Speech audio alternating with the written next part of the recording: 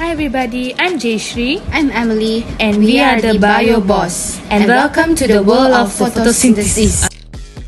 I have daydreamed before about what we like to have a special ability that other organisms can do, sometimes that human or advanced cannot.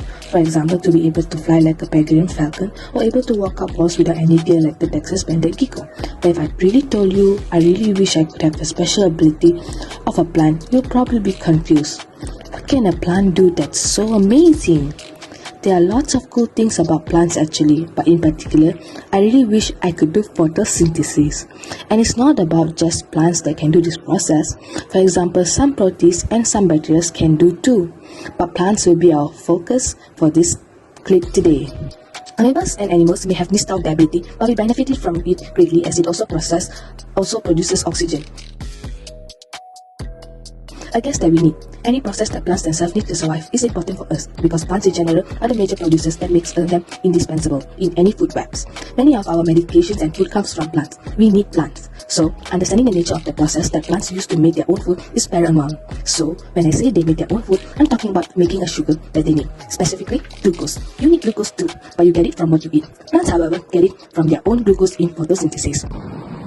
Here is the balanced overall equation for photosynthesis, similar to what you'll find in many introductory biology textbooks. As you will notice, it has some similarities to aerobic cellular respiration. Recall that cellular respiration is to make ATP, which is an energy currency and is done by plants as well as animals, and a lot of their organisms too. You can see how these reactants of photosynthesis are included in the products in cellular respiration, and the products of photosynthesis are included in the reactants of cellular respiration. While this doesn't mean that they are simply reversed, it is interesting to see what they have in common. So, while both plants and animals need glucose for cellular respiration, plants don't have to be in search of glucose because they make it. Plants have adaptations to carry out photosynthesis in a variety of environments. One thing plants have to do is capture light. Plants can use light capturing molecules called pigments. Recall that visible light has different wavelengths, and those different wavelengths of light have different colors. If you have ever played with a prism before, you can see how light can be separated into a rainbow of colors due to different wavelengths. So, a pigment that plants commonly use to capture light is chlorophyll. Chlorophyll does a great job at absorbing red and blue light, but not so much green light. Chlorophyll reflects green light, and this is one reason why many plants appear green to our eyes. There are pigments beside chlorophyll that works with different wavelengths of light, and this can explain why green is not the only color of you see in plants. Chlorophyll is a pigment that can be found in the chloroplast of plant cells. There are two major reactions that occur in chloroplasts that together make up photosynthesis. They are the light-dependent reactions and the light-independent reactions.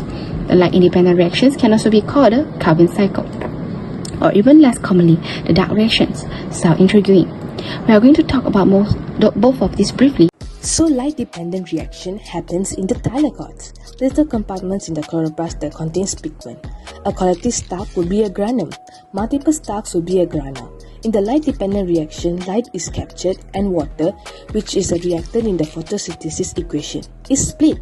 That means you think of the chemical formula for water, which is H2O. It is split so that you get electrons, photons, and oxygen. So oxygen is also a part of the product of the light-dependent reaction. The light-dependent reaction also produces ATP and NADPH, which you'll get it in a little while. Both ATP and NADPH will be needed for the next process, which is the light-independent reaction, also known as the Calvin cycle or the dark reaction. The name is a little bit misleading. While yes, this process isn't directly capturing light, it doesn't require darkness either. And again, it will be needed items from the light-dependent reaction like the ATP and the NADPH. The light-independent reaction still happens in the chloroplast, but specifically, the light-independent reaction happens in the stroma. The stroma is a fluid outside of the thylakoid. In the independent reaction or the Calvin cycle, carbon dioxide enters. It is taken into the pores that is often, but not always, on the bottom leaves, and those pores are called the stomata. Plants have the ability to open and close their stomata. The carbon dioxide gas enters the stomata and will be fixed. By fixed, I mean it will be the additional help of the major enzyme. The inorganic carbon dioxide is changed to a more usable organic form. The ATP that had come from the dependent reaction will act as the energy currency for the Calvin cycle. The NADPH that had come from the light-dependent reaction will be supplied reducing power. By that I mean it helps to add high energy electrons to this process. So it is a very complex series pathway. The fixed carbon dioxide, the ATP and the NADPH are used to make a product that ultimately can be converted into glucose, a sugar. Phew. So let's take a look at this equation.